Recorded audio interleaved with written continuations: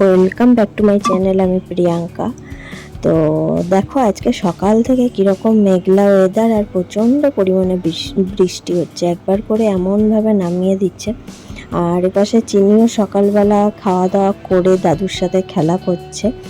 আর এইদিকে না আজকে বৃষ্টির ওয়েদারে মনে হলো একটু ইলিশ মাছ রান্না করা যাক।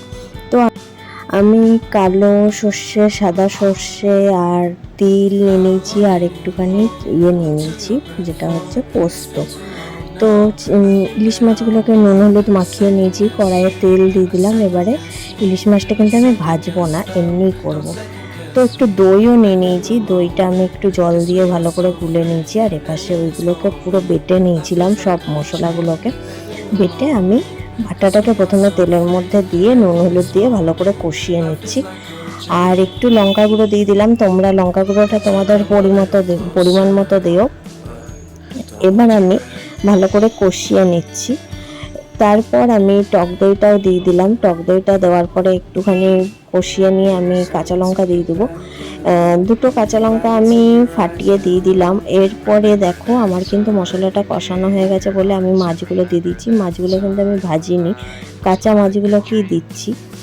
এরপরে একটু উল্টো পাল্টি করে নেব, তারপরে আমি ঢাকা দিয়ে দেবো। আর পরিমাণ মতো একটু চিনিও দিয়ে দেবো। চিনিটা দেওয়ার পরে তারপরে আমি ঢাকা দিয়ে দিয়েছি। তো বৃষ্টির দিনে দেখবে ইলিশ মাছ খেতে সত্যিই খুব ভালো লাগে। আর এপাশে দেখো ঢাকা দিয়ে চলে এলাম, চিনি দেখছে ওর তাতায়ের সাথে খেলা করছে, দুষ্টুগিরি করছে, তাতাইও খেলা করছে ওর সাথে।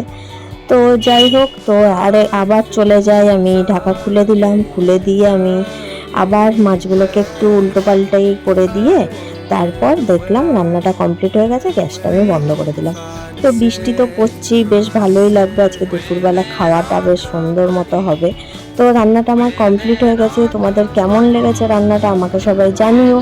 আর ইলিশ মাছ কার কার খেতে খুব ভালো লাগে? আমাদের বাড়িতে সবার খুব প্রিয় ইলিশ মাছ, মানে খুবই ভালো লাগে।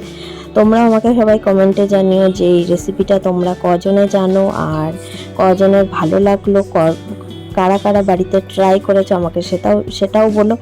চলো আজকে আমি এখানেই বিদায় নিচ্ছি। আর আমার চ্যানেলটা সবার যদি ভালো লেগে থাকে আমার পাশে থাকো, আমাকে একটা সাবস্ক্রাইব করে দিও। চলো টাটা।